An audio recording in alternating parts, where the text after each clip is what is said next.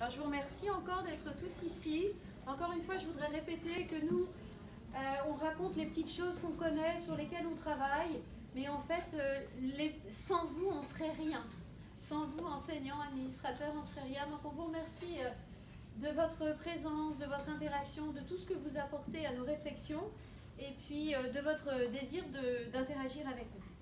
Alors voilà, ce soir, nous avons la joie d'accueillir Nathalie Auger, qui est professeure des universités en sciences du langage à l'université de Montpellier 3 et chercheuse dans le laboratoire Praxilingue, langage et praxis. Elle est responsable du master de formation des enseignants français, langue étrangère et langue seconde, et sa recherche se concentre sur l'interculturel et le plurilinguisme en France.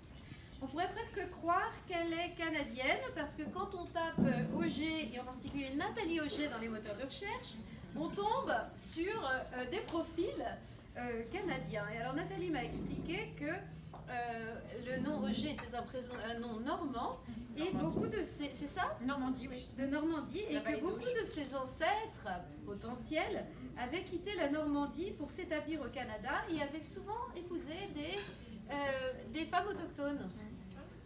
Donc voilà, ça me permet de faire un pont vers Nathalie, qui est une grande voyageuse. Elle revient du Japon, elle revient du Danemark, c'est ça? Je ne sais plus. Et la voilà chez nous, donc je la remercie doublement parce qu'elle a eu la gentillesse de venir jusqu'ici. Elle est responsable pour la France du réseau Sirius. Alors le réseau Sirius, c'est un réseau qui travaille sur l'accueil et l'éducation des élèves issus de la migration dans les écoles européennes. Et son approche est une approche bien entendu inclusive, dans laquelle elle cherche à favoriser l'appropriation de la langue de l'école par les élèves. Donc elle a travaillé sur des sujets aussi vastes. Alors j'ai amené quelques livres que j'avais dans ma bibliothèque, vous pouvez les consulter, mais je vous demande de ne pas les emmener. Sur les violences verbales à l'école, sujet très intéressant, sur l'interculturel, l'enseignement aux enfants nouvellement arrivés, les Roms, les Gitans, comme elle nous l'a dit, l'articulation des représentations et des pratiques concernant ces publics. Mais Nathalie, c'est avant tout une amie, une grande amie. Notre rencontre déclic en fait, parce que je connaissais ses écrits, ça m'étonnerait qu'elle connaissait les miens, mais moi je connaissais les siens, date de 2016, lors d'un congrès des didacticiens de langue dans laquelle j'avais été invitée à donner une conférence sur le thème des parcours migratoires. Et c'est à ce moment-là que nos chemins de migration, je dirais, se sont croisés, parce qu'on est tous dans des chemins de migration finalement, dans nos vies, à travers nos vies. J'ai été très touchée par l'accueil chaleureux que j'ai reçu, aussi bien comme professeur invité à Montpellier que chez elle, avec son mari et ses 2 enfants, qui sont tellement ouverts aux langues que quand je suis arrivée, ils m'ont dit « Et toi, tu parles quelle langue ?» je vous souhaite d'avoir autant de plaisir que moi, et même peut-être plus, à l'écouter ce soir. Nathalie, bienvenue. Merci. Arigato gozaimasu. Donc merci beaucoup, Madame la directrice. Et vraiment, c'est un plaisir d'être avec vous au Créfo, de retrouver ma collègue Diane Farmer, de retrouver Marie-Paul Laurie, Enrica Picardo, vraiment des collègues dont j'apprécie le travail et qui font vraiment avancer les choses sur les questions du plurilinguisme. Alors aujourd'hui, bien entendu, je vais vous donner une perspective vue de la France, c'est vraiment l'idée. Mais dans un deuxième temps, ce qui serait vraiment intéressant, ce serait de pouvoir engager la conversation pour savoir comment ces contextes ou ces situations peuvent résonner avec vos contextes à vous. Même si j'ai quand même quelques petites idées, puisque j'ai mené quelques recherches, c'était il y a un moment, en 2005, notamment dans les contextes, je vous l'ai dit tout à l'heure, minoritaires en Alberta. Alors, je voulais juste vous parler, pour commencer, du titre que j'ai choisi. Pourquoi j'ai choisi finalement le mot de plurilingue, alors que quand on regarde au niveau institutionnel en France, on se rend compte que ces enfants, actuellement, on les appelle allophones. Alors, peut-être que allophone, pour vous, c'est assez curieux et peut-être même ça peut être choquant. Honnêtement, en tant que chercheur, c'est pas le terme que j'aurais choisi. Si on m'avait consulté, j'aurais préféré enfant plurilingue que enfant allophone. Mais en tout cas, c'était déjà un progrès par rapport aux circulaires précédentes concernant l'accueil et la scolarisation des enfants migrants, puisqu'avant, dans les années 80, on les appelait étrangers. On disait même que le fait de parler une autre langue, c'était un handicap linguistique. Donc, vous voyez, c'est il y a assez peu de temps. Et choses ont commencé à évoluer, mais quand même, les enfants étaient qualifiés d'étrangers, de migrants, de primo-arrivants, également de non-francophones. Donc, vous voyez, qualifiés en absence de quelque chose, en absence de langue. Même actuellement, les enfants migrants sont dans les unités à besoins spécifiques comme les enfants en situation de handicap. Et quand on forme les enseignants et que les enseignants, on leur donne des conseils pour accueillir et scolariser les enfants migrants, eh bien, ce sont des modules d'enseignement où on traite du handicap, de la dyslexie et en même temps des enfants allophones. Donc vous voyez, il y a quand même une question éthique là à revisiter de la part de l'institution et en recherche. Et je pense que là, mes collègues en ont bien parlé. Je pense que Diane Farmer, avec tout ce qui est de l'ordre des émotions, a bien montré combien effectivement le fait de catégoriser ces enfants, c'est la raison pour laquelle je commence par là, ça peut être déjà émotionnellement très très chargé. Donc ça c'est vraiment important. Notre autre collègue qui a parlé aussi des catégorisations, comment on les retravaille, ça me semble essentiel. Donc nous les chercheurs on milite plus pour plurilingue et ça c'est pas Enrica Picardo qui va me contredire là-dessus, mais pour le moment c'est encore allophone et j'ai relu d'ailleurs certains rapports qui sont faits pour le ministère de l'Éducation où en fait la France refuse une éducation plurilingue et pluriculturelle parce qu'elle estime que son contexte n'est pas pluriel. Donc c'est intéressant, hein, bon je vous ai pas mis la citation, mais vous voyez il y a une sorte de déni de la situation multilingue. Mais pour nous, vraiment, le contexte francophone de France, il est multilingue. On a même des écoles où quasiment tous les enfants, 100% de la population parlent d'autres langues que le français à la maison. C'est tout à fait banal. Et donc, ces enfants sont plurilingues. Donc, heureusement, la thématique de l'inclusion arrive en France. C'est dans les programmes depuis maintenant 2 ans. L'inclusion est à l'honneur. Donc, il s'agit d'inclure les élèves et pas uniquement de les intégrer versus les désintégrer. Si je cite ma collègue Cécile Goy, hein, effectivement, il y a ce côté exclusion, donc on est plutôt dans quelque chose qui est de l'ordre de l'inclusion actuellement, sauf que dans la pratique, comment opérer par rapport à ces inclusions, ça c'est assez compliqué. Alors je vais vous parler de nos contextes dans et hors de la classe, parce que l'élève, bien entendu, il a une vie hein, en dehors de l'école. Nous, ce qui nous intéresse, c'est d'utiliser toutes ces ressources qui existent, toutes ces expériences antérieures pour pouvoir justement les valoriser dans le cadre d'une inclusion à l'école. Alors vous voyez, ce que je raconte finalement peut être assez universel et j'espère que ça peut effectivement rencontrer les questions que vous vous posez dans vos contextes. Alors en tout cas en France, on a noté plus de 75 langues qui sont parlées. En réalité, je pense qu'il y en a plus que 75 parce que moi j'ai fait une enquête cette année sur mon campus à l'université de Montpellier et on en est à plus de 110. Alors, beaucoup de langues sont des langues qui sont orales, pas forcément des langues qui sont écrites. Et alors, il faut voir aussi comment les enquêtes sont menées. Mais bien entendu, nous, ce qui nous intéresse, c'est les langues que les personnes peuvent parler, qu'elles soient orales ou écrites, finalement, peu importe. Hein, par rapport à la question du droit et de la hiérarchie, bien entendu, on valorise une égalité et une équité des langues. Mais on voit bien que la reconnaissance de ces langues, c'est déjà un problème. Par exemple, je vous le dirai tout à l'heure, mais les enfants gitans, ils parlent une sorte de catalan. Je dis une sorte parce que, en fait, ils se définissent comme « je parle gitan », mais linguistiquement, le gitan, ça n'existe pas. Donc nous, la première chose qu'on a faite, c'est de savoir quelle était vraiment cette langue. Et puis on les a enregistrés, et puis bon, moi parlant quand même un peu espagnol, j'ai dit ça m'a l'air de ressembler à du catalan, cette histoire. Et puis je l'ai mis en perspective avec des locuteurs du catalan de Perpignan, et en fait, il y a très peu de différences, vous voyez. Donc le problème aussi, c'est que ces langues, elles ne sont pas vraiment reconnues. Où on va dire, ah oui, ils parlent rome, mais bon, c'est une langue tellement bizarre, tellement éloignée du français.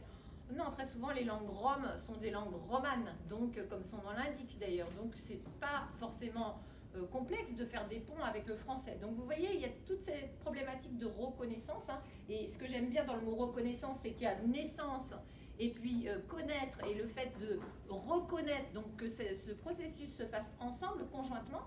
Donc, si à un moment donné, l'institution ne reconnaît pas ces langues, bien entendu, c'est très compliqué que les élèves puissent se sentir à l'aise et utiliser ces langues comme une ressource. Donc ça, c'est quand même un défi, comme on dit au Canada, à surmonter en France.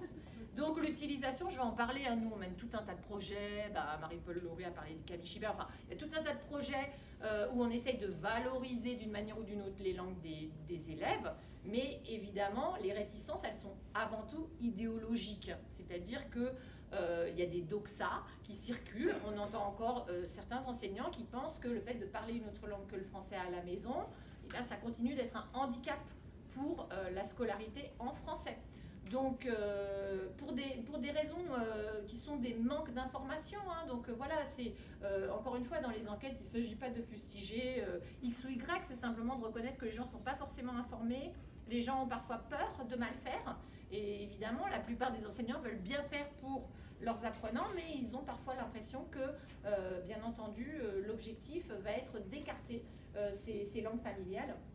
Et nos politiques ne nous aident pas en ce sens. Hein, je vous parle des circulaires de l'éducation nationale. Pour des raisons aussi psycho-affectives, Diane Farmer a parlé des émotions. En fait, les langues des autres, des langues qu'on ne connaît pas, bah, ça peut mettre en insécurité, ça peut mettre mal à l'aise. Beaucoup d'acteurs de l'éducation me disent, mais est-ce que l'élève n'est pas en train de parler de moi? Est-ce que l'élève ne m'insulte pas, etc., etc. C'est la raison pour laquelle, quand j'ai mené avec certains collègues des recherches sur la violence verbale, ça m'a vraiment intéressé de voir que quand on étouffe en fait les langues des élèves, ben, de façon réactionnelle, ces langues ressortent à certains moments. Et là, c'est vrai pour le coup, pour insulter, pour se remettre dans une identité de moi, je m'écarte de la norme scolaire. Donc ça, c'est quelque chose qui est très banal et qui est tout à fait universel. Mais quand même, c'est tout à fait ennuyeux parce que c'est contre-productif par rapport aux résultats de succès scolaire qu'on vise. Donc ça, je vais aller très rapidement. Vous savez qu'il y a plus de 5000 langues dans le monde, que la plupart des locuteurs sont plurilingues, mais on est encore dans cette idée que le plurilinguisme, c'est quelque chose, pour que ce soit valorisé, il faut que ce plurilinguisme il soit de haut niveau, qu'on ait un niveau C2 dans toutes les compétences, orales, écrites, etc. etc. Alors c'est vrai aussi qu'en recherche, il y a des termes comme compétences partielles, hein. Alors ça fait un peu déséquilibré, donc on a l'impression que la personne, elle n'est pas complètement compétente et que au niveau cognitif, vous voyez, ça peut entraîner cette idée que finalement, quand on a des compétences qui ne sont pas forcément très hautes dans certaines langues, c'est contre-productif. Donc évidemment, toutes les études qui ont été menées s'inscrivent en faux. Alors j'ai pas le temps de vous faire toute une revue des études, si ça vous intéresse, je peux vous envoyer évidemment des liens. Mais là, c'est l'idée de dire que, bon, ce qui nous intéresse vraiment, c'est la question du plurilinguisme, mais pas la question du polyglotte exceptionnel. Ah bah lui, il parle 7 langues, c'est extraordinaire. Bon. Nous, on a souvent des enfants qui parlent 5 ou 6 langues. Alors, je vais vous expliquer parce que Montpellier, c'est vraiment un lieu de migration. Déjà, c'est une des plus anciennes universités européennes, avec Uppsala, par exemple, parce qu'en réalité, il y avait énormément de médecins arabes qui venaient, espagnols, qui venaient étudier à Montpellier. Et par exemple, les médecins arabes avaient le droit d'ouvrir les corps humains, ce qui n'était pas le cas des médecins chrétiens, par exemple. Donc, ils ont appris beaucoup avec les médecins arabes. Donc, vous voyez, c'était vraiment un lieu où d'Italie, d'Espagne, du nord de l'Europe, l'université a pu s'enrichir de ces différences culturelles et de ces possibilités de travailler ensemble. Donc, tout ça pour dire qu'en réalité, c'est très important d'amener vers ce brassage et de ne pas considérer que c'est exceptionnel et que on arrive à des volontés assez inaccessibles de maîtrise de la langue. Nous, en France, on a, je ne sais pas si c'est comme ça au Canada, vous me direz, on a un objectif de maîtrise de la langue. C'est même un sigle, on l'appelle ça MDL. Ça fait un peu insulte, mais bon. Donc voilà, MDL, c'est l'objectif à atteindre. Mais qu'est-ce que ça veut dire maîtriser une langue? Qui maîtrise une langue? Donc ça, c'est vraiment la première chose qu'on... Alors, le CECR, par exemple, permet de mesurer des niveaux de compétences. Donc là, au moins, on sait ce qu'on mesure. Donc on peut tout à fait dire, voilà, tel âge, il est arrivé depuis le temps, voilà quelles compétences on aimerait développer chez l'élève par rapport aux langues qu'il parle, par rapport à son parcours, etc., etc. Oui, ce que je voulais vous dire, excusez-moi, par rapport à tous ces médecins et ce carrefour qu'est Montpellier, c'est que pour la migration, c'est pareil à Montpellier. On a des élèves, par exemple, berbérophones au Maroc, qui ont été scolarisés en arabe. Ensuite, papa, maman ont décidé de partir pour trouver du travail en Espagne ou en Italie. Donc ça, c'est très fréquent. Donc ils sont scolarisés en italien, ils sont scolarisés en castillan ou en catalan. Alors des fois ça peut être en catalan et à l'extérieur ils entendent du castillan, donc on est déjà à 4 langues. Et ensuite ils arrivent à Montpellier. Et le français ça devient leur 5e langue. Pour ces élèves en fait qui parlent déjà des langues romanes, ça va assez vite, hein, mais c'est très important de pouvoir connaître ça ou savoir ça. Parce que si on sait juste « Ah, l'élève arrive du Maroc », ben, en fait on n'a pas tout son parcours. Et on ne peut pas connaître sa biographie langagière. Donc c'est quand même un souci. Et donc ça, on essaye vraiment, vous travaillez beaucoup, je le sais, sur les biographies langagières, et ça, les trajectoires de vie, et ça c'est vraiment très très important. Autre chose aussi, on a l'impression, moi je l'entends souvent, que parce qu'une langue est orale, parce qu'une langue n'est pas écrite, il y a des langues riches et des langues qui sont pauvres, et finalement ça correspond à des langues de riches et des langues de pauvres. Et donc ça c'est très très gênant, puisque effectivement... si vous voulez, on peut orthographier n'importe quelle langue. C'est pas parce que la langue est que orale qu'on ne peut pas l'orthographier. Donc ça, bon, c'est des problématiques qui reviennent très très souvent avec la norme de l'école, en tout cas en France, hein, qui écrase un peu tout ça et qui oublie un peu ces données. Donc nous, c'est à nous de le remettre en circulation. Donc tout ça, vous connaissez, puisque Jim Cummins était de cette université, donc on travaille beaucoup avec cette théorie de l'interdépendance des langues, du fait qu'on n'additionne pas les langues les unes après les autres, mais qu'en fait, on est dans un répertoire langagier, et à partir de ce répertoire qu'on peut convoquer, eh bien, on peut utiliser les différentes langues et expériences, d'ailleurs, des élèves au sens large, hein, parce que Cummins, c'est un psychologue hein, au départ, et donc lui, il parlait des expériences en général. Et donc l'objectif, c'est vraiment de pouvoir activer des transferts entre le déjà là, et puis ce qui va arriver, donc l'avenir. Donc c'est vraiment ça l'objectif. Donc c'est quand même un changement de perspective qui a déjà été noté dans le CECR, hein, c'est-à-dire donc c'est connu de tout le monde le CECR, ou il faut que je rappelle le cadre européen commun de référence. Donc juste cette citation qui est très importante, c'est de dire que finalement tout individu a une compétence plurilingue et pluriculturelle. Et finalement, ce ne sont pas des compétences qui sont distinctes, qui sont séparées hein, selon les langues, mais bien une compétence globale. Et c'est ce répertoire donc qu'il s'agit de mobiliser. Mais ça, c'est pas évident parce que nos structures de travail ne sont pas forcément facilitantes. Si là, il y a le cours d'espagnol, ensuite le cours de français, ensuite un cours dans une autre langue, que par exemple les mathématiques, on va faire dans telle ou telle langue, bah, effectivement, ça cloisonne plus que ça décloisonne. Alors quand même, ce que j'ai vu, parce que je suis allée dans une école avec Emmanuel hier, c'est que finalement, jusqu'à ce qu'on appelle le collège en France, souvent vous avez un enseignant unique. Et donc ça, c'est une super chance. Ça veut dire que vous pouvez tout à fait, à un moment donné, moi j'ai vu beaucoup de classes où il y avait beaucoup d'élèves qui venaient d'arriver depuis peu, qui avaient du mal, par exemple avec les mathématiques. Et donc là, Emmanuel vous a présenté Binogi, bah, il peut y avoir une petite vidéo sur... alors, ils m'ont fait rire, les élèves, hier. Ils m'ont dit, grâce à Binogi, j'ai compris ce que c'était les choix multiples. J'arrive à multiplier avec les décimales. Et donc, parce qu'ils ont pu voir la vidéo à un moment donné en arabe ou en dari, etc. Et du coup, vous voyez, ils ont compris le contenu, ils ont compris le concept. Et après, bien entendu, ils vont comprendre comment ça peut se traduire en français et ils vont l'acquérir en français. Mais effectivement, si on attend qu'ils soient arrivés à un certain niveau en français pour faire les matières, c'est comme, moi je donne souvent cet exemple, est-ce que vos parents, ils vous ont appris à lire avec un dictionnaire et un livre de grammaire? Bien sûr que non, c'est pas comme ça que se forme la grammaire interne. Donc, en fait, c'est en pratiquant, hein, vous dites pas, bah non, le conditionnel, c'est trop compliqué pour mon enfant, je lui parlerai au conditionnel que quand il aura 3 ans, hein, d'accord? Donc, les psycholinguistes disent, la langue est un filet. Donc, la langue est un filet, ça veut dire que vraiment, on ne peut pas découper en disant, bon, ça, c'est ce qu'on essaye de faire quand même en français langue seconde, ou pour les nouveaux arrivants, on essaye de faire en sorte qu'ils ne soient pas complètement submergés. Mais c'est un peu une utopie, hein, d'accord? Donc, voilà, donc ça c'est quand même très important, en tout cas c'est les bases théoriques sur lesquelles on se fonde. Et aujourd'hui, j'aimerais vous parler de différents types d'inclusion et je vais commencer par l'inclusion linguistique, que ce soit dans des classes, alors que vous appelez ALF je crois, hein, donc pour les nouveaux arrivants, ou bien que ce soit en classe ordinaire. Oui, le PANA, c'est ça. Ouais. PANA, oui, d'accord. ou bien en classe ordinaire, parce que ces enfants peuvent être aussi accueillis avec les autres. Hein.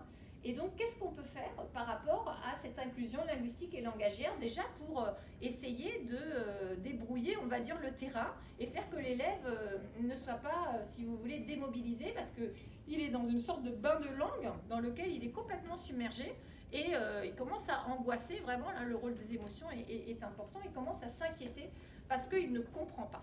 Et en même temps, j'ai envie de vous dire, plus il manipulera, plus il sera dans des formes où il va vraiment pouvoir être dans de la manipulation, des tâches problèmes, etc.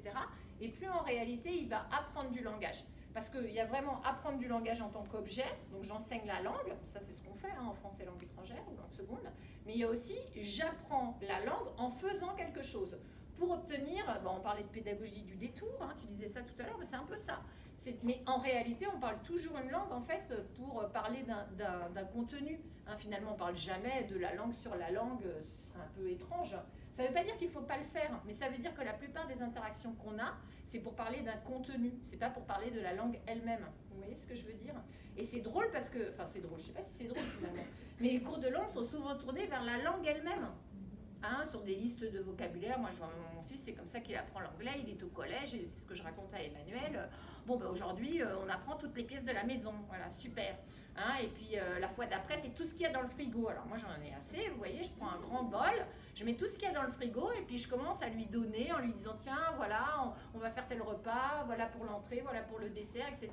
Maintenant, est-ce que tu peux me donner ça? Vous voyez, d'être dans ce qu'on appelle une pédagogie actionnelle. Parce que tant que c'est pas fait avec une activité, en fait, de toute façon, ça passe pas dans la mémoire à long terme. Au bout de 5 à 7 items, la mémoire effectivement se vide. Donc ça ne sert à rien d'apprendre des grandes listes, ça ne sera pas mémorisé. Donc ça c'est quand même très important. Donc il ne faut pas se dire oh ben non, ils ne sont pas assez stables en français, donc on ne peut pas leur faire des choses en mathématiques ou en biologie. Non, en fait, en plus, on s'aperçoit qu'ils peuvent, selon leur curriculum, même s'ils ont eu des trous dans leur scolarité à cause de la guerre, je pense en Syrie, etc., ils peuvent très bien avoir leur programme qui finalement était en avance par rapport à ce qui se fait en France ou au Canada. Donc ça va vraiment dépendre. Mais je sais que toi, ça t'intéresse cette question. Donc alors, comment on peut les inclure linguistiquement et langagièrement? Alors, moi, il y a bien longtemps, et c'est la première fois que je suis venue au Créfo, alors je suis navrée, je vais remontrer une toute petite séquence, mais bon, il y a déjà 15 ans, j'ai montré ça. En fait, les premiers travaux que j'ai faits, c'était vraiment comment on peut inclure linguistiquement en mettant en perspective les langues. Et donc ça, je vais vous montrer juste un extrait pour vous montrer à quoi ça ressemble. En fait, c'est très très simple. Tout simplement, on peut travailler sur un point en particulier avec les enfants. Donc, est-ce que c'est sur le sens de l'écriture? Est-ce que c'est sur le lexique? Est-ce que c'est sur l'alphabet? Est-ce que c'est sur les gestes? Parce que vous savez très bien que les gestes aussi peuvent être très différents d'une langue à l'autre. Sur la phonétique aussi, il y a des sons qui existent ou qui n'existent pas selon les langues.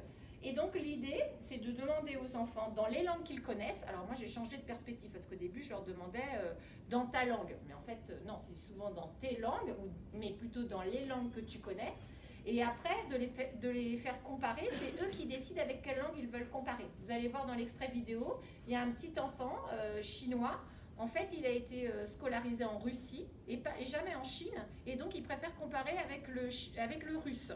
Parce que c'est sa langue de scolarisation, donc lui, ça lui vient plus facilement au niveau de la grammaire de comparer. Et bien, c'est son choix. Ça lui permet de faire les liens cognitifs. Vous voyez, il n'y a aucun problème. Donc, je vais vous montrer un peu à quoi ça ressemble. Peut-être que pour le moment, c'est un petit peu abstrait. Donc, je vais vous montrer ça. Alors, j'enlève ça.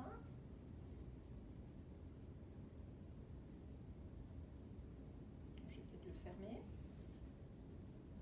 Voilà. Un tout petit extrait, vous voyez, on travaille sur quelque chose qui est très linguistique qui s'appelle le genre et le nombre. Enfin, nous avons un problème sur les mots que nous avons étudiés, notamment sur le mot gomme, puisqu'en français, on ne va pas dire gomme, on va dire la gomme. Devant le nombre de choses, eh bien, on utilise un petit mot qui s'appelle un article, voilà. C'est ce mot qui va me dire si ce nom est au féminin ou s'il est au masculin. C'est ce mot aussi qui va me permettre de savoir si c'est du pluriel ou du singulier. D'accord? Et vous n'avez pas mis. Parce qu'en russe,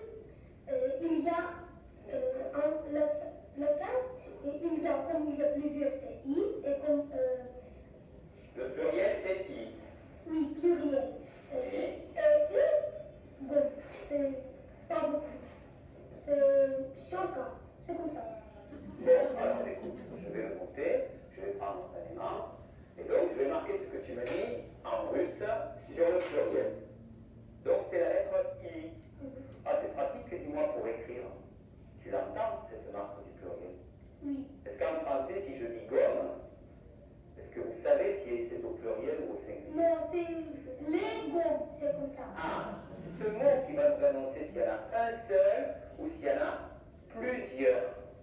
Mais en plus, à la fin, il y aura aussi, comme en russe, une lettre. Quelle lettre? S. Est-ce qu'on l'entend? Ce que je veux vous montrer aussi, c'est que ça bénéficie aux enfants francophones. C'est-à-dire que les enfants francophones aussi, moi je vois mes propres enfants, la marque du pluriel, à l'écrit, une fois sur deux, c'est oublié. Et finalement, peut-être que les élèves qui parlent d'autres langues, ils vont mieux se souvenir que, effectivement, là, il y a quelque chose à mémoriser, une particularité du français par rapport à d'autres langues qu'ils peuvent connaître. Hein. C'est Goethe qui disait, et là je cite aussi Michel Candelier qui donne souvent cette citation, Goethe dit « Je ne connais pas ma langue si je ne connais pas d'autres langues ». En fait, c'est vraiment par cette mise en perspective qu'on arrive à mieux connaître. Alors, il y a une autre ressource, je ne sais pas si vous connaissez cette ressource, qui s'appelle Langue et grammaire d'Île-de-France, où en fait toutes les langues, enfin pas toutes, mais la majorité des langues qui sont parlées dans la région Île-de-France ont été répertoriées et où on a essayé justement de montrer quelles étaient les particularités de ces langues. Alors je vais vous montrer ce site, après je vous enverrai tout hein, comme lien, vous allez voir au niveau du diaporama, je partagerai avec vous, il n'y a aucun problème. Donc vous voyez, vous allez sur ce site et vous avez toutes ces langues, donc l'arabe, l'afar, l'araméen, le chinois mandarin, le catalan, le créole mauricien, etc. etc. Vous choisissez la langue qui vous intéresse. Par exemple, nous, on a pas mal d'albanophones cette année, donc je regarde l'albanais, pardon. Et justement, je m'aperçois très rapidement, grâce aux ressources, comment fonctionne l'albanais au niveau de la grammaire.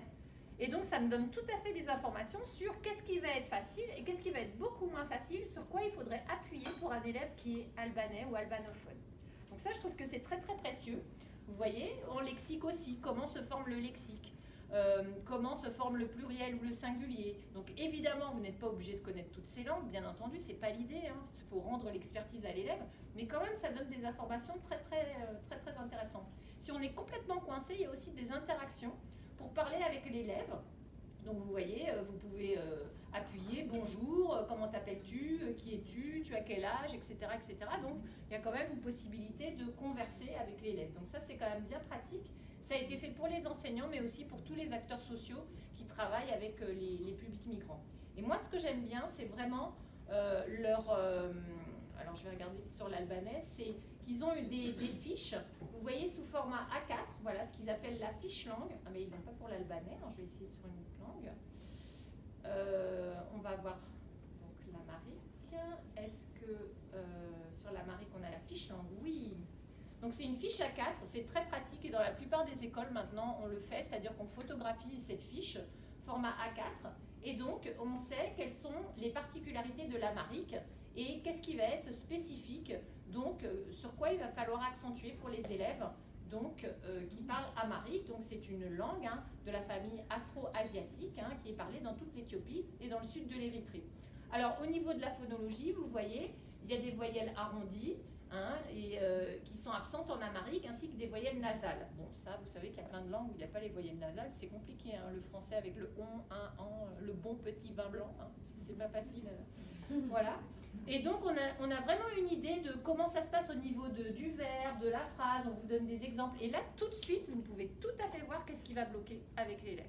Alors, bien entendu, ce qu'Emmanuel a montré aussi tout à l'heure, c'est que ça, c'est une aide pour vous, mais c'est très intéressant que les élèves le construisent avec vous. C'est-à-dire, par exemple, on travaille sur une phrase sujet-verbe complément, ben, comment ça se passe en amharique, donc il pourrait écrire une phrase en amharique, pourrait écrire la phrase en français, etc. Et du coup, ça c'est aussi au bénéfice des autres, parce que moi par exemple, mon fils qui est obligé de faire anglais première langue, parce que de toute façon il n'y a pas d'autre choix dans le collège, donc voilà, c'est comme ça. Et donc là, il commence à faire des dictées en français et il écrit le langage avec un U.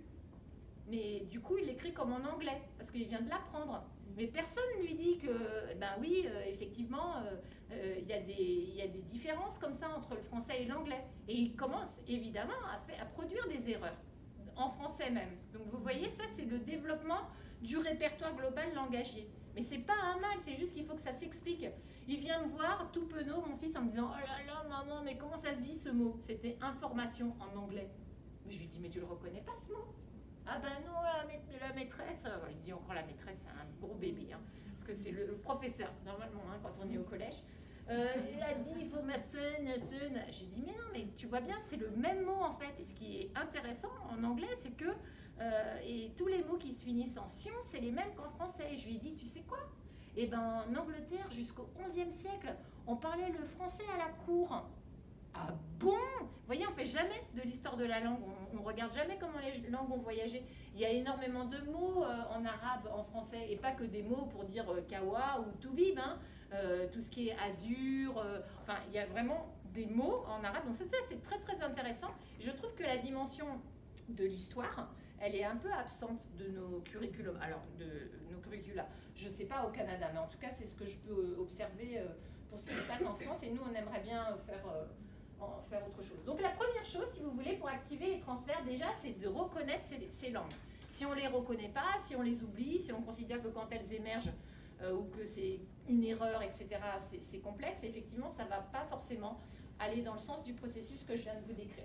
Donc, vraiment, les élèves peuvent comparer avec toutes les langues qu'ils connaissent, au-delà des statuts, des trajectoires, des catégories. Parce que quand j'ai fait ce film, c'était intéressant, il y a longtemps maintenant, il y a plus de 15 ans, j'ai des parents qui me disaient « Ah non, mais là, dans la vidéo, il a dit ponja, mais c'est de l'arabe dialectal, c'est pas du bon arabe. Quand il dit éponge en arabe, il devrait utiliser tel autre mot. » Non mais attendez, nous aussi, en français, on a ce qu'on appelle des doublons, c'est-à-dire on a des mots qui peuvent, voilà, des mots plus ou moins de registre familier. Et puis ensuite, vous savez que je vous ai parlé des langues régionales ou des variations. Est-ce que vous mélangez la salade ? Est-ce que vous touillez la salade ? Est-ce que vous mêlez la salade ? Hein, on va avoir des verbes très différents pour exprimer la même chose, parce qu'on ne vient pas forcément. Moi, quand je suis arrivée dans le sud de la France, franchement, quand les gens me disaient bon alors, est-ce que tu veux un coussin pour dormir ? Je dis mais pourquoi ils veulent me faire dormir avec un coussin ? Pour moi, un coussin, c'est pour mettre sur un canapé. Moi, je veux un oreiller, je veux pas un coussin, d'accord ? Et puis quand j'allais dans les supermarchés, ils me disaient ben alors, vous prenez pas de poche ? J'ai dit comment ça, des poches alors vous voyez, c'était vraiment voilà, sans arrêt des espèces de doublons, hein, ce qu'on appelle des doublons. Et mais au lieu, vous voyez, moi je suis pour l'approche de la langue, elle est complexe. Je ne vais pas vous dire ah oui c'est très simple d'enseigner une langue, voilà. Mais par contre, il faut être décomplexé par rapport à la langue. La langue c'est ludique et la langue c'est vraiment le sel de la vie et des relations. Donc si ça devient ludique, si ça devient intéressant, si ça devient une façon de réfléchir, c'est là où on arrive à embarquer les élèves. Et d'ailleurs, ils ne sont pas très difficiles à embarquer, hein. Et moi, c'est ce que je vois, c'est qu'à chaque fois qu'on fait des expériences, ils nous dépassent vraiment par rapport aux attentes. Moi, quand j'ai tourné ça il y a 15 ans, personne n'y croyait, d'abord personne ne voulait le faire. Et puis quand ils ont vu les réactions des gamins, ils ont dit « Ah bon, mais presque, on leur avait écrit le texte hein, pour qu'ils disent ceci ou cela. » Mais vous voyez, leur réaction, c'est vraiment étonnant. Ils sont capables, dès l'âge de 2 ans, d'avoir des réflexions qu'on appelle métalinguistiques, c'est-à-dire ils sont capables de parler la langue, ils sont capables de se rendre compte « Ah bah tiens, c'est pas la même langue. » Moi, je m'amusais avec mes enfants, hein, c'est un peu mes corpus de prédilection. Donc quand ils étaient petits, des fois, je leur montrais une vidéo et puis d'un dessin animé, puis de temps en temps, clac, je changeais la langue, je leur mettais en turc ou en arabe ou n'importe quelle langue hein, qui était disponible. Et puis des fois, je les voyais, bon. Et puis c'était drôle parce qu'il y avait des moments où ça les dérangeait pas, il y avait des moments où non, ils avaient envie que ce soit en français. Donc vous voyez, c'est intéressant aussi de voir comment, au fur et à mesure, est-ce qu'on ouvre le crible ou est-ce qu'on le ferme. Donc ça, c'est vraiment intéressant. Puis ils jouent énormément avec la langue. Moi, quand j'emmenais mes enfants en Espagne, quand ils étaient tout petits, ils entendaient muchas gracias, alors ils disaient moustache gracias, vous voyez. Donc ils jouaient tout le temps avec la langue. Là, je fais la même chose avec mes étudiants qui sont en français langue seconde, donc je leur fais une initiation au hongrois. Et puis en fait, ça va tellement vite, ils n'arrivent à rien capter, et c'est pour leur montrer simplement que le lexique, si on balance du lexique comme ça, à tire-larigot, on ne peut pas mémoriser. Et en fait, chaque année, c'est la même chose. Ils disent « Ah ben j'ai reconnu chocolate parce que ça ressemble à chocolat. » Et ça veut dire « ça va ». Ben oui, ben voilà, c'est comme ça qu'on retient, comme on mémorise, on associe, quoi. Donc c'est vraiment intéressant de toujours avoir ces idées en tête quand on fabrique effectivement des matériaux. Alors autre chose, quand on veut reconnaître les langues, il faut savoir ce que les enfants parlent. Et ça, c'est pas facile de le savoir. Parce qu'effectivement, des fois, alors nous, on a des centres pour accueillir les élèves nouvellement arrivés.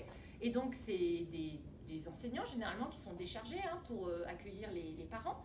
Et puis souvent, on demande aux parents, qu'est-ce que vous parlez comme langue? Et les parents, ils croient bien faire, ils disent, on parle français. Mais en fait, au bout de 2 minutes, on s'aperçoit qu'ils ne parlent pas français. Puis après, ils disent, ah bah oui, si, je parle arabe. Ah d'accord, bon. Et berbère, ah bah non, ils n'osent pas dire berbère, parce que voilà, berbère, c'est pas forcément bien vu, etc., etc. Donc il y a des choses qui sont très simples, et là je cite ma collègue Gaëlle Prassat, qui a travaillé ici d'ailleurs, au Créfo, qui a fait beaucoup d'enquêtes comme ça, où en fait les enfants peuvent ramener des matériaux à la maison ou à l'école dans de multiples codes. Et ce qui est intéressant aussi, c'est que ça intègre des codes liés à la musique, ça peut être des codes mathématiques, etc., etc. Et de montrer qu'effectivement, après quand on croise les choses, qu'est-ce qui est commun? Est-ce que c'est des univers complètement séparés? Ou est-ce que dans la salle de classe, ça mon collègue aussi Piet van Avermaet à Gand, il fait ça beaucoup, est-ce que dans la salle de classe, il y a quand même une coprésence du français avec toutes ces langues? Mais encore une fois, c'est pas à vous de fabriquer ça tout seul, c'est selon vos besoins, comme dans le projet d'Inogui, on travaille sur le cycle de l'eau, et bien en fait, tout ce qui est de l'ordre du cycle de l'eau, l'évaporation, etc., etc., ils vont aller chercher le mot du lexique dans les langues qu'ils connaissent pour faire une sorte de petit lexique qu'on va mettre en dessous du poster. Donc ça, c'est vraiment intéressant parce que vous voyez tout de suite, ils vont mieux mémoriser en fait le contenu. C'est ça l'idée. Nous, notre idée, c'est qu'ils réussissent. Et notre idée aussi, c'est qu'ils progressent en français. Et c'est une idée un peu fausse de penser qu'ils vont progresser en français en étant que tout le temps en français. Alors bien sûr, il faut les exposer au maximum en français, mais sur certains éléments de contenu, ça peut être très intéressant de passer effectivement dans une autre langue. Ça, c'est un autre projet aussi qu'on avait fait avec ma collègue quand elle était venue 1 an à Montpellier. Vous connaissez, c'est travailler sur les biographies langagières. Donc les enfants peuvent se dessiner ou se prendre en photo, et à partir de là, effectivement, on peut associer des couleurs avec des ressentis et ça donne beaucoup d'informations. Par exemple, la première petite fille qui va dire ah bah pour moi le français donc c'est dans ma tête c'est en bleu et puis dans le ventre, et puis elle va expliquer pourquoi. Parce que en français je dois beaucoup réfléchir et puis des fois ça me fait mal à la tête, et puis des fois ça me fait encore les émotions, ça me fait un peu mal au ventre parce que c'est pas évident de parler français. Mais en même temps, vous voyez, les élèves peuvent choisir des couleurs différentes et on apprend des choses. Alors il ne s'agit pas de les allonger sur un divan et de faire une psychanalyse, mais en fait c'est d'avoir des informations sur leur langue. Et ça c'est vraiment intéressant parce que finalement on sait assez peu de choses et c'est pas dans les déclarations des parents qu'on arrive à savoir des choses. Je vais juste vous montrer un petit extrait vidéo de ce site qui peut vous intéresser, qui s'appelle Maldives. Ça fait un peu rêver, Enfin, si vous aimez les bords de mer et les îles. Et donc, dans Maldives, vous avez donc la première étape, c'est de reconnaître les répertoires langagiers des élèves. Donc, je vais vous montrer des exemples. Donc, vous voyez, il y a cette silhouette, cette biographie langagière qui est facile d'accès, parce que là, il suffit juste de se dessiner et puis d'avoir quelques mots pour se décrire. C'est une façon aussi d'apprendre les couleurs en français. Donc, vous voyez, faut pas aussi oublier que, parce que c'est un peu ça qui m'agace en ce moment, je vous le dis franchement, c'est qu'il y a 15 ans, on avait beaucoup de savoirs théoriques, on n'avait pas d'outils à proposer aux enseignants. C'était quand même assez problématique. Maintenant, il y a plein d'outils. Il y a les Kamishibai, il y a les biographies langagières, il va y avoir des sites sur enseigner les sciences de façon plurilingue, etc.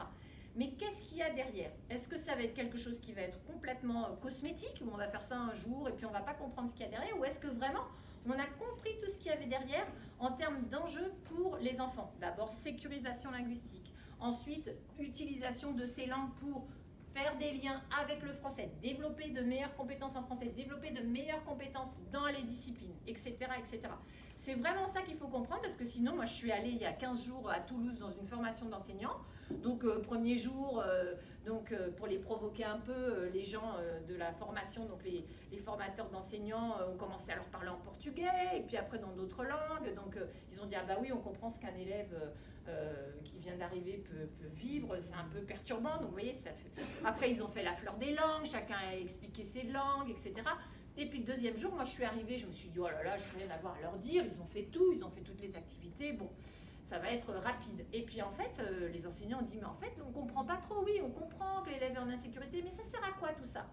Eh bien, c'est pas juste du cosmétique, c'est que oui, quand on cherche à faire ces activités, on cherche d'abord à savoir quelles sont les langues, parce qu'après on peut aller sur le site Langue et Grammaire d'Île-de-France, après on peut davantage les solliciter sur des langues qu'ils connaissent déjà, et puis des langues qui sont multiples, parce que c'est Emmanuel qui racontait qu'il y avait un élève qui parlait Dari apparemment, mais grâce au Dari, il y avait des portions qui étaient transparentes avec l'arabe, hein, c'est ça.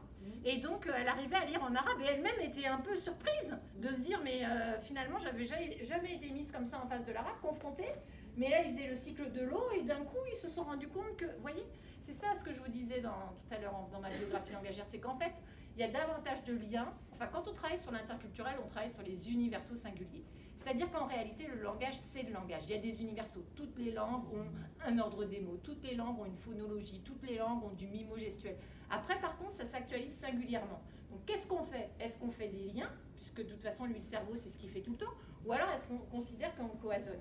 Et en fait, quand on cloisonne, ça mène dans une sorte d'émotion où on n'est pas forcément toujours à l'aise. Donc, c'est vraiment cette idée-là. Et ça, c'est très important de le rappeler parce que je pense que maintenant, on foisonne d'outils. Mais des fois, on ne sait pas trop bien à quoi ça sert. Et je pense que tout ce qu'on fait, ça peut être servir tout ce qu'on vous raconte, ou alors être assez contre-productif, ou simplement cosmétique, où on se donne bonne conscience en disant « Oh bon, aujourd'hui, je leur ai demandé dans les langues qu'ils connaissent, bon, et puis point barre ». Vous voyez, donc c'est pas ça, hein, ça va quand même plus loin que ça. Après, je dis, encore une fois, il ne s'agit pas de révolutionner tout dans sa classe du jour au lendemain, parce que la dernière fois, dans un stage, j'avais une professeure de maths qui était les larmes aux yeux en disant « Oh, mais vous vous rendez pas compte de tout ce qu'il nous reste à faire ?» J'ai dit oui, mais chaque chose en son temps, hein, d'accord, ça c'est, si vous n'avez jamais entendu parler de ça, c'est normal que ça prenne du temps à intégrer dans sa classe, etc. Il faut que les idées passent, il faut être soutenu, il ne faut pas être tout seul.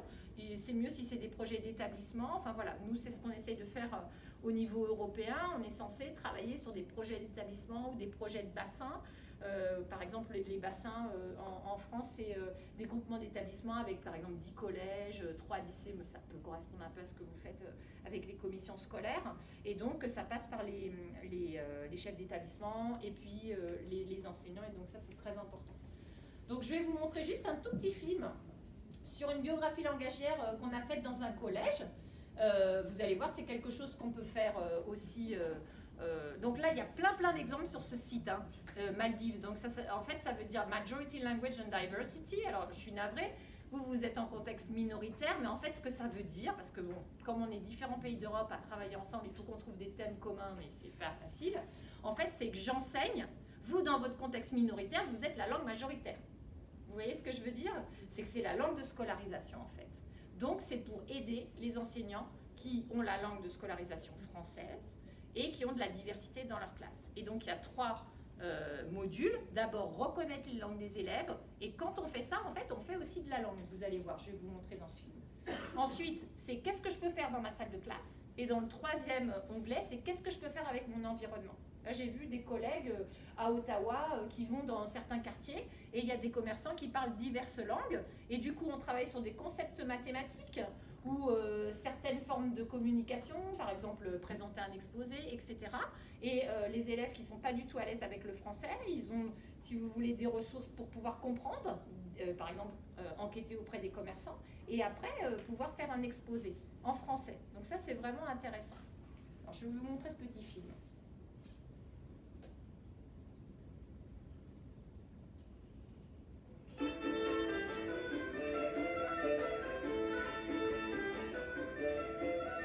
Alors, c'est même les élèves qui ont fait la musique avec le prof de musique. Donc ça, c'est intéressant. Donc, vous voyez, ils se sont photographiés. Donc, à partir de là, on a travaillé sur tout le vocabulaire lié au fait de découper, coller, trancher. Ensuite, on a travaillé sur les textures. Donc, c'est dur, c'est rugueux, c'est mou. On a travaillé sur les couleurs. Donc, vous voyez, en même temps qu'on fait ces actions, on arrive à acquérir, évidemment, des structures langagières en français. C'est ça qui est vraiment important. Donc c'est transdisciplinaire, si on le souhaite. On peut s'associer à un autre enseignant ou on peut le faire tout seul si on a la chance aussi d'être le professeur qui fait toutes les matières. Ils ont pu pu travailler en mathématiques sur tout ce qui est géométrique. Est-ce que c'est un carré, un rond, un triangle? Donc on a pu travailler sur les formes. Donc ça a été aussi très très intéressant. On a fait un petit atelier aussi au niveau géographique pour se localiser. Donc chacun a regardé sur une map monde quelle trajectoire ou quel pays il connaissait. Donc on a pu travailler sur la latéralisation, droite, gauche, nord, sud, est, ouest. Ça c'est hyper important. Ici vous avez des villes quadrillées, nous en France c'est pas le cas, hein, donc ça peut être compliqué pour certains élèves de se repérer. Et ensuite, il y a la phase, donc je me décris, et donc là c'est le genre descriptif, qui est un genre qui va être utile non seulement en français, en classe de français, mais aussi pour décrire une figure en mathématiques, décrire un relief en géographie. Donc vous voyez tout ça en fait, c'est très transdisciplinaire. Après on a pu travailler aussi sur le fait que les drapeaux correspondent à des pays, mais les langues peuvent être parlées dans différents pays. Et donc là on se rend compte que les enfants découvrent un certain nombre de choses de leur réalité. Donc après, ils ont présenté devant les autres et ils ont pu s'exprimer à l'oral. Voilà, donc ça c'était juste un exemple pour vous expliquer. Et ça débloque pas mal de choses parce que je peux vous dire qu'il y avait un petit enfant là dans cette activité qui était sans arrêt en train de se peindre avec un drapeau italien. Et alors, c'était étrange, le professeur lui dit « Non, non, écoute, c'est pas ce qu'on t'a demandé, donc refais. » Alors ça, c'est un peu embêtant de demander, de refaire. Et bien, il refait la même chose. Il se déguise derrière un drapeau italien. Et il y a son copain, des Comores, qui nous dit « Non, mais lui, il est resté coincé en Italie. » Alors, on dit « Mais qu'est-ce que ça veut dire ?» Et en fait, effectivement, il venait d'Algérie, il a passé beaucoup de temps en Italie, toute sa scolarité en réalité, il n'avait pas du tout envie de suivre papa à Alès, donc en France, c'est au nord de Montpellier.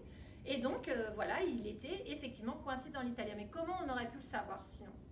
Et en même temps, l'italien et le français, c'est très très proche. Donc c'est une ressource très très utile pour développer des compétences en français. Mais en fait, personne n'a pensé ou n'a su ou n'a pu délivrer ce message. Donc vous voyez, ça sert à ça. C'est pas juste, ah oui, c'est fun, on va faire des petits dessins et des petits coloriages. Ça, j'y tiens vraiment parce que je trouve que ça dévalue. Et ça, si vous voulez, c'est très détracteur par rapport aux approches plurilingues. Et c'est pas du tout ce qu'on souhaite. Donc c'est un outil de diagnostic, c'est un outil pour parler, pour écrire en français, c'est un outil pour sécuriser. Donc là, vous aurez plein d'exemples sur le site Maldives. Et donc c'est très important d'identifier les langues. Je vous ai parlé de ces enfants gitans qui en fait parlent le catalan, parce que le gitan ça n'existe pas, mais personne n'était capable de nous le dire. Donc moi quand j'ai appris ça, j'ai dit, mais vous savez, hein, le catalan et le français c'est des langues qui sont proches, donc ce serait bien de pouvoir faire des liens, ça existe l'intercompréhension entre langues romanes, on peut aller très très vite. Alors ils ont dit, bah c'est parfait, on va faire venir des jeunes étudiants de Barcelone. Oui, mais sauf que le catalan qui est parlé à Perpignan, c'est le catalan septentrional, c'est pas le catalan central de Barcelone, c'est une variante. Et donc les jeunes ont commencé à dire aux élèves qui parlaient mal le catalan.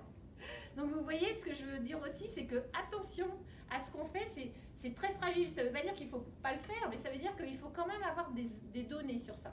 Même chose avec les élèves roms. Les élèves roms, j'essayais de savoir quelle était la langue romanie et ils ne me le disaient pas. Après, c'est formidable, on a si ça vous intéresse, on a un site qui s'appelle Romtels, issu d'un projet qu'on a fait avec la Roumanie et Newcastle. Et sur ce site, si ça vous intéresse, vous verrez, il y a une carte du monde, enfin plutôt d'Europe, avec les différents groupes roms et les langues qu'ils parlent. Donc moi, j'ai regardé la ville d'où venaient les enfants et les familles, et puis je me suis rendu compte qu'ils parlaient l'oursari. Alors je me dis, tiens, oursari, vous parlez l'oursari en fait? Et puis ils n'avaient pas l'air à l'aise avec ça. Alors je voyais qu'à côté il y avait marqué Calderache. Alors Calderache, oui, Calderache. Je me dis quand même, j'ai un gros doute. Alors heureusement, il y a une banque de données avec des phrases en oursari, en Calderache. Donc j'invite les parents, etc. Je les fais venir dans la classe et puis je commence à lancer mes corpus. Et puis d'un coup, quand c'est de l'oursari, il y a des mamans qui ne parlent pas du tout français, qui arrivent au bureau, qui commencent à me faire des grands sourires. Alors, je me dis, alors là, c'est oursari, c'est pas possible. Mais en fait, l'oursari, c'est la langue des ours. Et c'est le nom qui a été choisi par des linguistes roumains pour dénommer cette langue parce que, en fait, ancestralement, ces communautés étaient montreurs d'ours ou vendaient des peaux d'ours dans les foires. Et donc, pour la communauté, c'est très stigmatisant. C'est pas eux qui ont choisi l'imaginer qu'on soit traité de peau de tigre ou je ne sais pas quoi. D'accord? Donc, oui. 5 minutes. Donc, vous voyez un peu toute la problématique. pourrais vous parler pendant des heures, mais oui, vous êtes fatigués, je le comprends. Donc voilà, travailler avec les enfants gitans, avec les enfants roms, tout ça, ça pose tout un tas comment dire, d'enjeux qu'il faut vraiment avoir en tête. Donc, qu'est-ce qu'on peut faire? Alors, par exemple, là, vous voyez, vous faites des choses qui sont très dans le programme. Je dois travailler sur le genre descriptif. Donc, comment on décrit ce tableau, par exemple, d'Archimboldo. Donc là, vous voyez, il y a un élève, justement, gitan, qui n'arrive pas à dire le mot châtaigne en français. Et là, la prof l'aide. Elle lui dit, mais châtaigne, c'est pas un mot qui ressemble? C'est castagne, c'est châtaigne? Et là, oui, c'est ça. Donc on peut demander à un autre élève s'il connaît le mot. L'enseignante, si elle connaît le mot aussi, peut le montrer. Ce que je veux vous dire, c'est qu'il ne faut pas que la problématique du vocabulaire ou autre empêche de faire l'activité. Et ça, souvent, on se l'interdit avec les élèves nouvellement arrivés. On dit, ah bah non, ils ne sont pas du niveau de faire ça, c'est trop dur. Donc on les cantonne à des choses, on n'est pas assez exigeant. Et je pense qu'il faut relever les exigences vraiment, parce qu'ils sont capables de faire face à ces défis. Ça, c'est important. Donc là, dans un autre corpus, toujours avec les enfants gitans, donc il décrit le tableau, ça c'est des feuilles, c'est pas des feuilles, ce sont des plumes. Alors la prof, elle dit, mais je comprends pas ce que tu me dis, alors explique-le à quelqu'un en gitan, hein, comme ça vous allez essayer de trouver. Donc ça c'est vraiment intéressant parce que les élèves, on accepte qu'ils s'expliquent entre eux pour pouvoir mieux comprendre de quoi ils retournent. Donc ça c'est vraiment très important aussi. Alors ça c'est un autre projet qu'on fait au Canada avec... Excusez-moi. Oui. Comment vous avez géré le fait qu'ils travaillent sur la question que vous leur avez dit? Alors, si j'ai bien compris, Oui. vous allez avoir des élèves, je prends un exemple, vous voulez qu'ils travaillent sur un thème particulier et vous les autorisez À parler. en arabe. Oui. D'accord? Vous, peut-être que vous parlez l'arabe, peut-être que non. Comment vous allez savoir qu'ils parlent sur la question que vous voulez et qu'ils ne parlent pas du match de soccer hier? Parce que je leur fais confiance. Pardon? Et puis... Oui, mais elle ne connaît pas la langue que les élèves ont. Oui, vas-y, parce que c'est une question qui revient très fréquemment. C'est toujours la suspicion. L'élève va prendre la tangente avec une autre langue, soit pour insulter, soit pour faire des activités latérales, etc. Ça ne veut pas dire que c'est faux, mais on peut le faire aussi en français. Parce que moi, si j'ai envie de parler du match des Raptors, entre deux conférences, je vais le faire. Et je vais le faire en français. Et peu importe si les gens me comprennent. Vous voyez ce que je veux dire? C'est que... La réponse... Ouais, c'est ça. Ouais. Sauf que ça, vous le savez a posteriori. Vous le savez a posteriori, mais c'est après une trentaine de minutes que vous allez voir qu'ils n'ont pas Ah non, mais ça ne dure pas 30 minutes. C'est pas des activités. Là, vous voyez, c'est vraiment ce qu'on appelle du transfert de langue et ça va très rapidement. C'est-à-dire, on ne comprend pas un mot du lexique ou on travaille sur des mots du lexique en particulier, mais on ne les laisse pas 30 minutes à parler dans une autre langue. C'est pas du tout l'idée. Hein, d'accord? Parce que ça n'aurait pas de sens pédagogique. Hein. Oui. Et j'ai deux questions. Oui, allez-y. Quels sont les défis dans une salle de classe où il y a 10 différentes langues avec des élèves qui n'arrivent pas à s'exprimer, disons, en français, ou bien ils ne s'expriment pas très bien en français, pour faire ce genre d'exercice. Et puis l'autre est dans une classe où il y a un élève qui est le seul à parler sa langue. Il n'y aura pas d'interaction. Dans ce cas-là, qu'est-ce qu'il faut faire? Alors, c'est vrai que quand il est seul, il ne peut pas avoir d'étayage d'impair. Ça, c'est évident. Donc, est-ce que vous pouvez avoir accès à un dictionnaire bilingue? Est-ce qu'au niveau des tablettes numériques ou des outils numériques, il peut aller chercher aussi le vocabulaire? Est-ce qu'à certains moments, il peut y avoir de la médiation avec un autre dans une autre classe, par exemple? Hein? Est-ce qu'il n'y a pas quelqu'un dans l'école ou dans l'établissement qui parle sa langue et à un moment donné, qui pourrait nous aider? Et des fois, ça peut être quelqu'un qui travaille à la cantine, ça peut être, vous voyez, là, j'ai pas eu le temps de parler de tout l'inclusion, mais en fait, l'inclusion de tous les acteurs sociaux. Et de valoriser aussi le surveillant qui va parler le turc, la dame de cantine ou la personne qui fait le ménage qui va parler ourdou, etc., etc. Vous voyez, c'est vraiment intéressant de voir qu'on va mobiliser toutes les ressources qu'on a pour pouvoir faire en sorte qu'ils comprennent. Donc ça, c'est la première chose s'il est le seul acteur. Après, c'est la question un peu opposée, c'est-à-dire on a vraiment du plurilinguisme dans la salle de classe. Et bien là, en fait, vous morcelez. C'est-à-dire que, par exemple, quand on compare des langues, sur un point précis, ils peuvent se mettre par 2 ou par 3 du même groupe de langues. Ou alors, si vous voyez la vidéo sur YouTube, en fait, des fois, moi, je les mélange. Donc il y a un élève qui est locuteur d'une langue et puis les autres sont locuteurs d'une autre langue. Et c'est très intéressant parce que l'élève qui est locuteur de la langue, et c'est dans cette langue que les autres doivent écrire, il est là à contrôler ses copains. Et ça, c'est vraiment intéressant. C'est-à-dire que vous voyez, on renverse l'expertise pour que les enfants puissent aussi justement avoir une sorte de ce que vous appelez au Canada, donc prise de pouvoir, empowerment, je ne sais pas comment on le traduit en français, mais... Ouais, c'est ça, exactement. Donc ce que je voudrais dire aussi, c'est que la biographie langagière, c'est très bien de le faire aussi, on a commencé à le faire tout à l'heure, que les enseignants le fassent pour eux-mêmes, parce que eux-mêmes ignorent finalement que, moi c'est pareil, hein, mon catalan, il est très neuf, mais grâce à l'espagnol, grâce au fait qu'à Montpellier on parle occitan, finalement les ponts avec le catalan, c'est quelque chose qui a été possible pour moi. Donc c'est très important aussi, nous, de faire le chemin pour qu'eux, ils fassent le chemin. Donc ça, c'est... Voilà. Alors, je vais finir avec quelques éléments. Je vais vous montrer quand même... je conclue ou j'ai le temps de montrer un tout petit extrait de film? C'est vous qui voyez. Tout petit extrait? Oui. Alors, je vais juste vous présenter un petit projet. Je ne sais pas s'il est si petit que ça, mais qu'on a fait avec les enfants roms. Mais c'est un exemple, ça pourrait être n'importe quelle langue.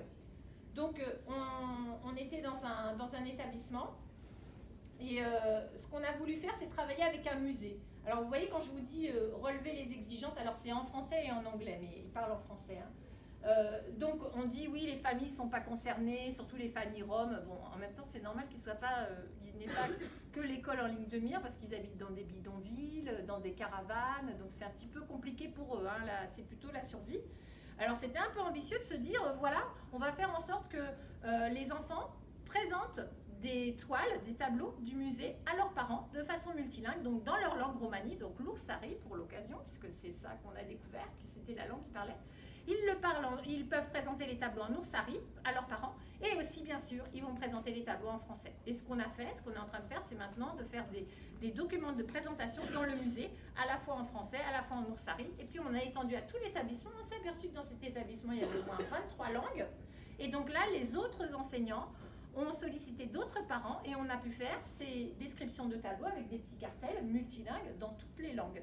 Et aussi des langues vivantes qu'ils doivent apprendre, comme l'espagnol, l'anglais, l'allemand, qui sont les langues qui sont enseignées, et même le latin. Donc ça, je ne sais pas qui va le lire, mais en tout cas, c'était vraiment intéressant parce que vous voyez, vous comprenez que c'est un continuum entre les langues parlées en famille, les langues apprises à l'école et la langue de scolarisation qui pour nous est le français. Donc ça, c'est vraiment intéressant.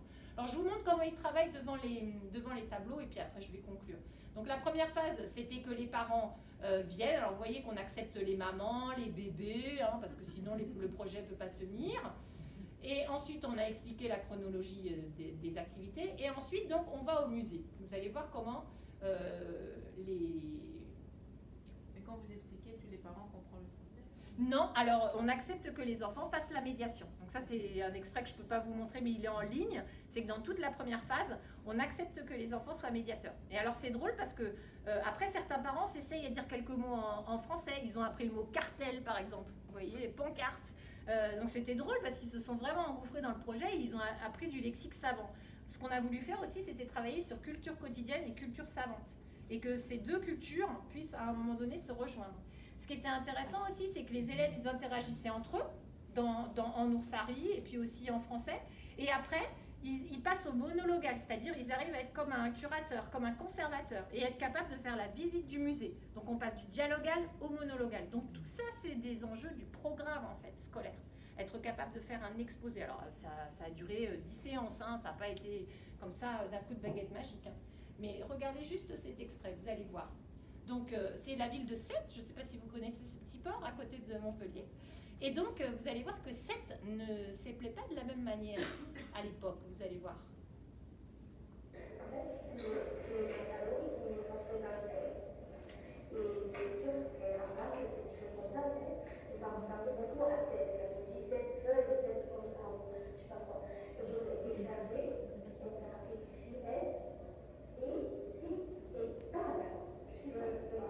Est-ce que vous avez compris? Oui. Vous avez déjà compris? Oui. Qu'est-ce que c'est alors cette histoire de nom? Tu peux nous le redire celui-là? Vous voyez, ça c'est une façon de voir qu'effectivement, non, elle n'est pas capable de réexpliquer. en français, le genre explicatif, et l'explication de ce contenu, elle n'est pas capable de le faire. Donc qu'est-ce qu'elle demande, l'enseignante? Qu'il y ait une médiation dans la langue en Nosawi. Vous allez voir comment elle fait. Elle s'assoit pour se mettre à la hauteur, c'est intéressant.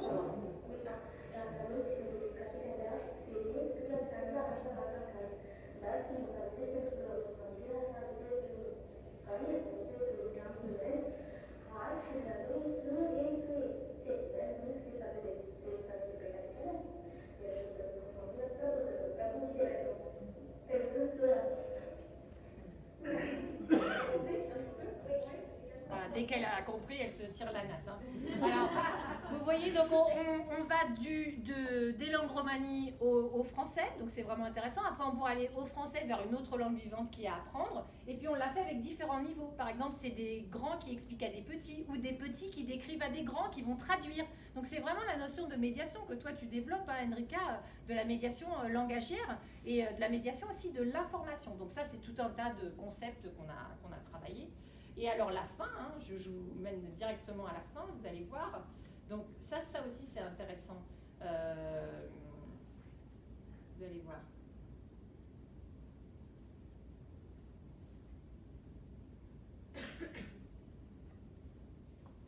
Vous allez mettre sur les cartels avec vos parents, d'accord?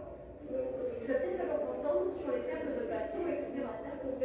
Le mot femme, par exemple, est-ce que vous savez le dire en combien?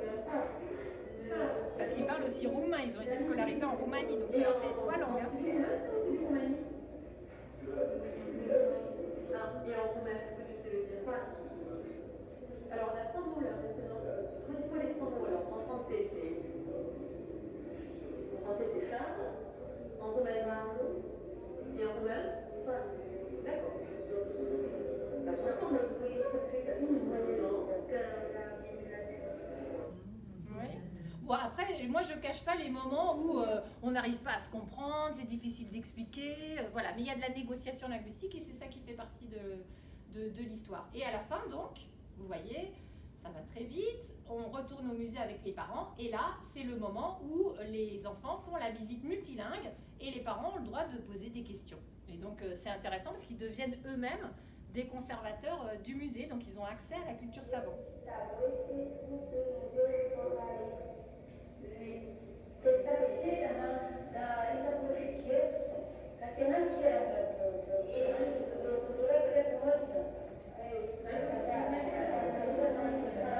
Les parents demandent des points de confirmation, demandent des explications.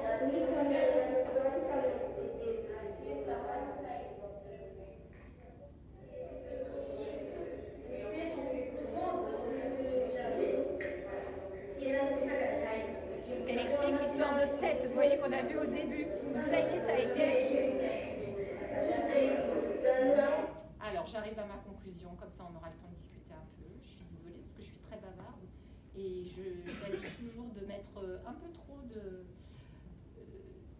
ressources, mais c'est pas grave. Donc l'idée, vous voyez, c'est de se confronter et développer des relations avec l'autre. L'autre existe, c'est un peu bizarre de dire ça, mais c'est quand même la base si on souhaite le succès scolaire. Que l'erreur, c'est ordinaire, c'est nécessaire, c'est un tremplin en fait, et de ne pas considérer qu'on doit arriver à une forme finalisée. Et donc c'est un moteur. C'est important aussi de dépasser l'idée qu'il y a la langue d'un côté, puis il y a le littéraire, puis il y a le disciplinaire. Tout ça en fait, c'est réuni dans une seule, évidemment, ça peut être dans la même classe, dans le même espace. Et que l'idée aussi, c'est que quand on apprend une langue, on imite, mais aussi on crée. Donc on l'a vu dans ce que tu as proposé. Donc voilà, on est à la fois dans imitation et création, il y a ces deux aspects. Et puis que le continuum entre une langue étrangère, une langue seconde et une langue maternelle, c'est très très, si vous voulez, fin. Et donc l'objet, c'est vraiment que ça circule entre ces différentes normes, j'en parlais tout à l'heure. Donc l'objectif, c'est vraiment d'avoir des synergies qui sont entre langues et au sein même du français, de considérer aussi qu'il y a des variations. C'est-à-dire qu'on a des façons d'interagir avec les élèves qui sont beaucoup plus familières parfois qu'au moment où ils vont faire du monologal, ils vont exposer. Et ça aussi, il faut qu'ils en soient conscients. Et c'est pas facile, même pour les élèves francophones. Ils ont du mal, par exemple, entre le tutoiement et le vouvoiement. C'est généralement vers l'âge de 10 ans qu'il y a une vraie prise de conscience. Sinon, avant ça, ils vont tutoyer tout le monde. Mais dans certaines langues, le vouvoiement n'existe pas. Donc, tout le monde va être tutoyé. Donc voilà, ça c'est vraiment intéressant aussi. L'idée aussi qu'on peut travailler entre disciplines, hein, ça c'est très important aussi. Et au sein d'une même discipline, c'est pas parce que je fais des sciences que je peux pas faire de la langue. C'est une bonne opportunité de faire de la langue et inversement. Et donc, vous voyez, c'est ce qu'on appelle, enfin moi j'appelle ça comme ça, mais bon, didactique intégrée et inclusive, voilà, et c'est plus des démarches horizontales que verticales, c'est-à-dire que c'est pas descendant du prof vers l'élève, c'est le prof, comme disait Daven, qui va être le meneur de jeu et qui va pouvoir récupérer tout ce qui est de l'ordre des expériences pour pouvoir justement le développer avec les élèves. Et c'est comme ça qu'on développe une meilleure conscience langagière et le développement des compétences à la fois en langue mais aussi dans les contenus disciplinaires. Et en fait, c'est au bénéfice de tous, c'est-à-dire que vous pouvez dire, bah, bon là c'est vrai que j'ai parlé des élèves nouvellement arrivés, mais en fait c'est vraiment au bénéfice des élèves francophones aussi, dans votre milieu minoritaire. Moi je pense que ça peut aider tout le monde, et moi je vois mes propres enfants qui sont quand même francophones de langue familiale, en fait toutes ces activités-là, ça leur servirait bien, ça c'est sûr. S'ils ont du mal à décoder les consignes en histoire-géographie, ils ont du mal à comprendre certains concepts mathématiques, donc vraiment s'il y avait plus de distanciation, de transfert, de manipulation, en fait, plus de tâches problèmes, ça serait utile pour tout le monde. Donc voilà, c'est l'école comme lieu de cohésion sociale et de valorisation des expériences multiples au bénéfice de tous pour accompagner les élèves à vivre dans des sociétés multilingues et multiculturelles. Peut-être qu'ici, c'est banal de le dire, en France, c'est plus compliqué de le dire. Et je finis en disant que ce qui est important, évidemment, avant tout, c'est de les mettre dans un processus de réflexion. Et dans le film que je viens de vous montrer, en fait, on a notre mascotte, hein, Sarah, qui est tout le temps en train de toucher sa natte et qui me dit « Est-ce que là, je me fais intelligente, madame? Je suis intelligente ?» Et elle cherche toujours à savoir si ce qu'elle fait, c'est intelligent, parce qu'elle a l'impression qu'au niveau cognitif, elle a vraiment essayé de mettre en place tout ce qu'elle pouvait pour répondre aux attentes. Et donc ça, c'est vraiment très intéressant. Voilà, je vous remercie beaucoup. Excusez-moi d'avoir interrompu. Tous les sites, si ça vous intéresse, je vous les enverrai. Voilà. Alors, on vous enverra bien sûr le PDF, si tu es d'accord, le PDF des diapos de Nathalie et aussi de l'ensemble des ateliers que vous avez suivis aujourd'hui avec les références. Mais en attendant, on vous a fait une petite feuille récapitulative, on va dire, pour être sûr que vous ne nous oubliez pas. Mais on aimerait bien aussi... alors là, je pense qu'on a la place pour une ou deux questions. Est-ce qu'il y a une question qui se dessine ou... Est-ce que ça résonne avec vos contextes ou ça vous fait penser à certains de vos élèves ou est-ce que vous travaillez déjà comme ça peut-être? Oui, certains disent non. Vous avez parlé tout à l'heure de projets interdisciplinaires. Ce que je peux amener aussi un témoignage, et c'est au secondaire. Donc c'est d'autant plus difficile qu'au secondaire, c'est un enseignement par silo. Oui. On fait de l'interdisciplinaire, on lui rajoute derrière le processus d'enquête. Ah oui, d'accord. C'est intéressant ça. Donc c'est à base du processus d'enquête, et ensuite on va chercher plusieurs matières, et les élèves embarquent dedans. Oui, tout le curriculum est un peu comme ça, hein, par exemple. Ouais. Par exemple, on a fait des gâteaux en maths, en espagnol. Oui, c'est ça qui est bien. Oui, c'est l'idéal de travailler comme ça. On travaille sur des notions en langue et après on travaille dans les matières, par exemple d'écrire, argumenter, raconter. Tout ça, c'est vraiment interdisciplinaire et c'est vraiment très intéressant. Et comme ça, en plus, parce que souvent les enseignants disent « mais nous, on est surchargés, on n'a pas le temps ». Ben justement, là, on gagne du temps. On gagne du temps parce que c'est des éléments qu'on va retrouver dans toutes les matières. Donc on n'a pas besoin de le revoir 36 fois. Mais il faut aussi activer les liens clairement pour les élèves. Parce que pour eux, c'est pas très clair que expliquer, il va le retrouver dans toutes les matières. Ou argumenter, ou décrire, ou raconter. Ça, c'est un peu compliqué parfois. Je voudrais vraiment remercier chacun d'entre vous encore une fois. Je voudrais mettre particulièrement en lumière, si tu me permets Nathalie,